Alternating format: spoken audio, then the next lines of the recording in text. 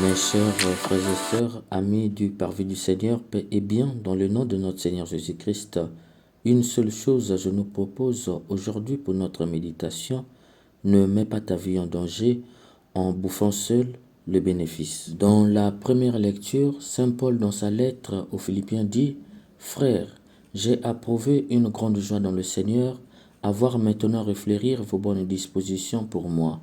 Elles étaient bien vivantes, mais vous n'aviez pas l'occasion de les montrer. Ce ne sont pas les privations qui me font parler ainsi, car j'ai appris à me contenter de ce que j'ai. Je sais vivre du peu, je sais aussi être dans l'abondance. J'ai été formé à tout et pour tout, à être rassasié et à souffrir la faim, à être dans l'abondance et dans les privations. Je peux tout en celui qui me donne la force. Dans ce fragment, Saint Paul révèle que le Christ est ce tout qui lui permet d'endurer n'importe quelle épreuve. Certes, il a été formé, mais la force de mettre ce qu'il a appris en pratique lui vient du Christ. C'est grâce au Christ qu'il trouve la force de supporter la faim et d'être lucide dans l'abondance. Il faut entendre par là que grâce au Christ, Saint Paul est un homme équilibré. Outre cela, Saint Paul poursuit. Vous, les Philippiens, vous le savez, dans les premiers temps de l'annonce de l'Évangile, au moment où je quittais la Macédoine, je n'ai eu ma part dans les recettes et les dépenses d'aucune église, excepté la vôtre. À Thessalonique, déjà, vous m'avez envoyé, et même 2 fois, ce dont j'avais besoin. Par ce fragment, Saint Paul révèle l'origine de l'argent qu'il avait reçu des Philippiens. Ce qu'il avait reçu venait des recettes de la communauté des Philippiens. D'où provenaient ces recettes? Ces recettes provenaient des bénéfices de chaque membre de la communauté. Voyons cela de près. En effet, les membres de la communauté, chacun avait ses activités. Qui dit une activité, dit le capital et le bénéfice. Ce que chaque membre mettait dans la caisse de ce qui faisait office des recettes de la communauté était le bénéfice des activités. Ces recettes avaient pour but de soutenir la mission d'évangélisation, mais aussi de soutenir les membres dans les besoins urgents.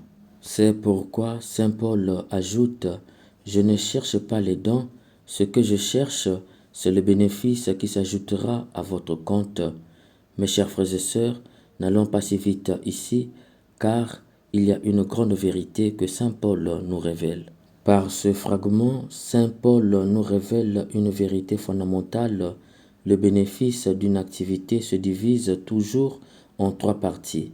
La première partie, la part de Dieu, donnée à l'Église pour soutenir la mission ad gentes, l'évangélisation dans le monde, car l'évangile est gratuit, mais l'évangélisation demande les moyens. C'est ici qu'on donne à un serviteur de Dieu pour l'encourager dans sa mission d'évangélisation. La deuxième partie du bénéfice sert à donner à un pauvre ou à un ami dans le besoin. Du moins, prendre en charge un orphelin, une orpheline, une veuve, par extension, payer l'ordonnance d'un malade ou soutenir un projet en vue du bien-être commun. La troisième partie du bénéfice, c'est pour vous-même, pour votre joie, pour votre économie, pour votre investissement. Qui respecte ce principe verra toujours s'ajouter à son compte d'autres bénéfices. Saint Paul révèle que dès lors que tu donnes une partie de tes bénéfices à l'Église à travers un serviteur de Dieu, il prie pour votre activité de sorte que Dieu multiplie les revenus et les bénéfices. D'où il dit « Ce que je cherche, c'est le bénéfice qui s'ajoutera à votre compte. » Saint Paul révèle ici que la joie du prêtre, c'est voir le peuple qui lui a été confié prospérer. Un peuple qui prospère fait prospérer l'Église et ses pasteurs. J'ai d'ailleurs tout reçu, dit Saint Paul, ceci dans l'abondance. D'où vient son abondance? De la prospérité du peuple qui lui est confié. Et comment faire prospérer ce peuple? C'est en l'aidant à respecter ces 3 fonctions du bénéfice. Mes chers frères et sœurs, comme nous l'avions vu dans cette première lecture, Saint Paul ne nous demande pas de donner le capital de nos activités, ni moins de donner tout ce que nous gagnons comme bénéfice, mais il nous invite à respecter ces trois fonctions pour une grande prospérité. Hélas, nous ne les respectons pas souvent. C'est ce que Jésus vient condamner sévèrement dans l'Évangile. En effet, dans l'Évangile, Saint Luc nous dit, Jésus disait à ses disciples, « Faites-vous des amis avec de l'argent malhonnête, afin que, le jour où il ne sera plus là, ces amis vous accueillent dans les demeures éternelles. » D'entrée de jeu, Jésus révèle que l'argent a deux pouvoirs, celui de vous aider à aller au ciel et celui de vous aider à aller en enfer. L'argent ouvre les portes de l'enfer comme les portes du paradis. Il ouvre les portes de l'enfer lorsqu'on bouffe seul le bénéfice. Il ouvre les portes du ciel lorsqu'on respecte les trois fonctions du bénéfice. Hélas, tout semble indiquer que l'argent n'exerce en nous que le pouvoir de nous ouvrir les portes de l'enfer. Les bénéfices de nos activités, nous les bouffons seuls. Nous croyons que pour respecter ces trois fonctions du bénéfice, il faut avoir beaucoup de bénéfices. Sauf que lorsque nous avons beaucoup de bénéfices, nous sentons que nos problèmes sont trop pour pouvoir respecter ces trois fonctions du bénéfice.